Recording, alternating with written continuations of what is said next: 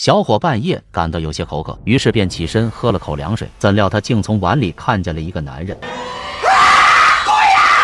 小伙吓得从床上跳下来，可奇怪的是，碗似乎像粘在了他的手上，不管怎么甩都甩不掉。碗里的男人表示希望小伙能帮他一个忙，可小伙已经被吓得尿了裤子，根本听不进去他说的话。好在这关键时刻，母亲及时赶来，用凉水将他泼醒，小伙这才反应过来自己是做了个梦，随后将梦中的事情告诉了母亲。母亲觉得这个梦很是奇怪，于是隔天便来到大厅，对着观音像拜了拜，希望菩萨能保佑儿子顺顺利利。而此时双击点亮红心，并留下一句顺风顺水，菩萨都会庇佑你财源滚滚，好运连连。怎料隔天小伙出门上班时，竟然再次看见了那个碗。男人表示如果小伙不帮他，他就会一直缠着他。小伙吓得连忙回去，将此事告诉了母亲。母亲听后觉得儿子肯定是招惹了什么不干净的东西，于是连忙带着他来到观音庙，祈求庙公的相助。怎料当庙公听完事情的来龙去脉后，告诉母子俩一不变应万变，回去面对问题，那么问题就一定会解决。母子俩回到家后，发现那只碗又再度出现，随后碗里的男人缓缓走了出来。这次母子俩听取了庙公的建议，让男人说说究竟有什么诉求。男人表示他十分的抱歉，因为目前为止只有小伙能看见他实在没有别的办法了，只能寻求小伙的相助。随后男人便说出了自己的身世，原来他本名叫做茂川，在当地经营着一家茶行，并且还有一个温柔漂亮的妻子。这天早上，茂川出差去收货款，妻子和弟弟都前来相送。此时的三人还不知道，今日这一别竟会让他们一家三口阴阳两隔。这天夜里天降暴雨，茂川拿着收来的货款准备回家，不料途中竟然遭遇劫匪。茂川不愿交钱，奋力抵抗，不料却被劫匪一刀砍死，死后还将他的尸体扔到窑炉毁尸灭迹，所以才会导致他的魂魄只能依附在那只碗上。虽然他的一部分元神已经出来了，但还有一魂一魄仍在窑厂之内，导致他魂魄无法聚拢，所以他恳求小伙能帮他收集魂魄，这样他才能够转世投胎。听完茂川的遭遇后，母子俩也很是同情，于是便答应帮他这个忙。在茂川的描述下，小伙找到了那个窑厂，可当厂长得知小伙要来他们厂子招魂后，以为他是个疯子，直接让人将他赶了出去。无奈之下，他们只好将那只碗带来，并让茂川施展法术，让一只只的碗在众人面前凭空漂浮起来。厂长看见这一幕，终于相信了窑厂有冤魂，总算同意了他们招魂。于是当天下午，母子俩便请来道士，将窑炉内以及各个瓷器里面的魂魄全都聚拢起来，最后再把那些曾经被茂川依附过的瓷器代替他的尸骨埋进土里。故事的最后，茂川很感激母子俩的相助，随后便去转世投胎去了。